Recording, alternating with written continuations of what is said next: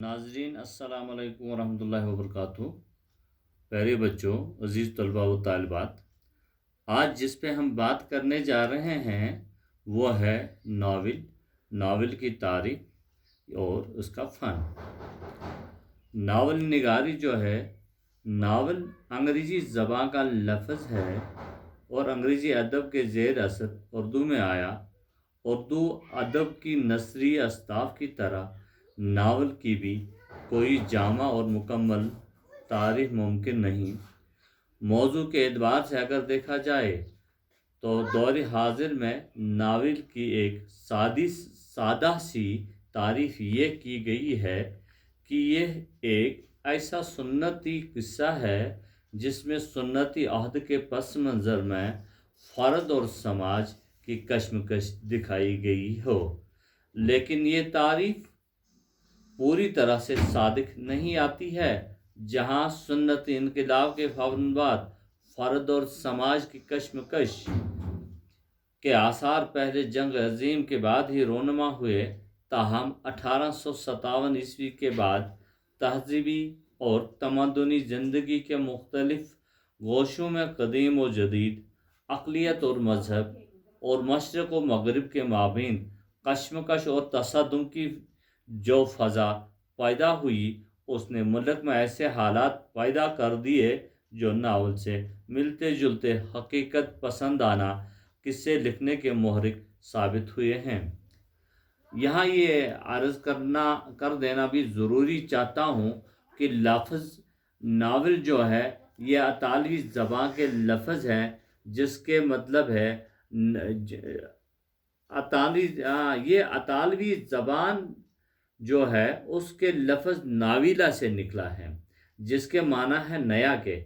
इससे अंदाज़ा होता है कि इंसान पुराने अंदाज के फ़र्जी किस्सों से उकता गया है, और जब उसने वो किस्सा सुना जिसमें हकीकी ज़िंदगी का असर नज़र आता है तो इसे नया के नाम से याद किया गया है, या नया के नाम से याद किया है। और दरअसल नावल का फ़न एक मखसूस नुक्ते निगाह से ज़िंदगी की तस्वीर कशी का फ़न है। हकीकत को तख्लीक का रूप देकर या तख्लीक को हकीकत का जामा पहना कर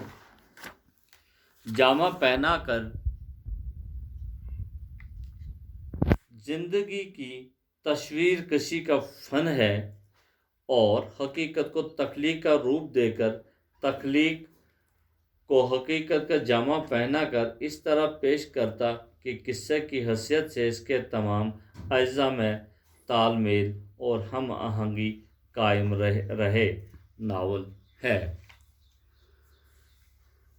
और उसके बाद अगर आप देखेंगे तो वो नावल के इज़ाई तरकीबी जो है, यानी कि फ़नी एतबार से नावल के इज़ाई तरकीबी में प्लाट, किरदार, मुकालमा, मंजर नगारी और नज़रिए हयात अहमियत रखते हैं।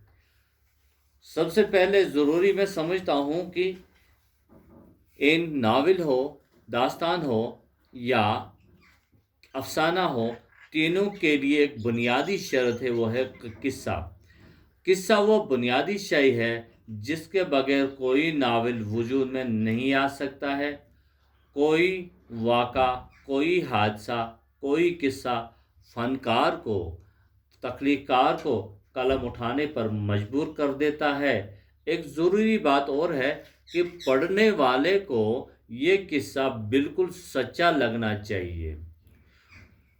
और उसके बाद देखें तो प्लाट किस्से के वाक़ात में जब ऐसा मानवी और बातनी रब्त व तसलसल पैदा हो जाता है कि अगला वाक़ा पिछले वाक़े का लाज़मी और मंतकी नतीजा मालूम हो, तो उसे प्लाट कहते हैं। प्लाट के इब्तिदाई हिस्से में नावल निगार जो है वो नावल निगार किरदारों को रोशनास करा देता है।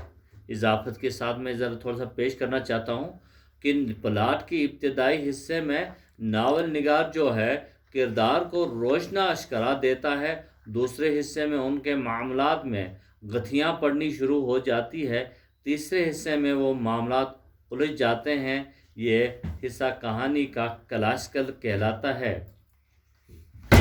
और इससे कि इसकी सूरत यह है कि कहानी इस तरह आगे बढ़े कि पढ़ने वाला ये जानने के लिए बेताब रहे कि अब क्या होने वाला है। गोया कहानी बरकरार रहे। कुछ अरसा कबल फिक्शन लिखने वालों ने कहानी से छुटकारा पाने की नाकाम कोशिश भी करी थी। और उसके बाद अगर आप देखेंगे, प्लाट पे हमने थोड़ी सी बात छेड़ दी थी। अब देखेंगे आप तो मुकालमा निगारी जिसे हम डायलॉग बाजी कहते हैं, मुकालमा निगारी जिसे हम डायलॉग बाजी भी कहते हैं। मुकालमा निगारी ये है कि नावल की कामयाबी और नाकामी की बड़ी हद तक दारोमदार जो होता है वो मुकालमा निगारी पर होता है। मुकालमा निगारी जो है वो नावल के किरदार जो आपस में बातचीत करते हैं उसी को मुकालमा निगारी कहते हैं। देखिए, किरदार निगारी जो है, किरदार निगारी नावल का अहम जुज़ है। चाहे नावल हो, चाहे अफसाना हो या दास्तान हो, तीनों में किरदार निगारी जो है वो अहम जुज़ होते हैं। तो किरदार निगारी नावल का तीसरा, चौथा या पांचवा जो भी हो, जब भी आप लिखेंगे, जिस अंदाजे से आप लिखेंगे किरदार निगारी, तो किरदार निगारी नावल का अहम जुज़ है। नावल में जो वाक़ात पेश आते हैं उनके मरकज़ कुछ जानदार होते हैं। ज़रूरी नहीं कि ये किरदार इंसान ही हो, हैवानों से भी काम लिया गया है या लिया जा सकता है। और यही अफराद, यही जो मुकालमा करते हैं आपस में, यही हैं ये अफराद किस्सा, ये जो किस्से में जो काम करते हैं इन्हीं को किरदार कहलाते हैं।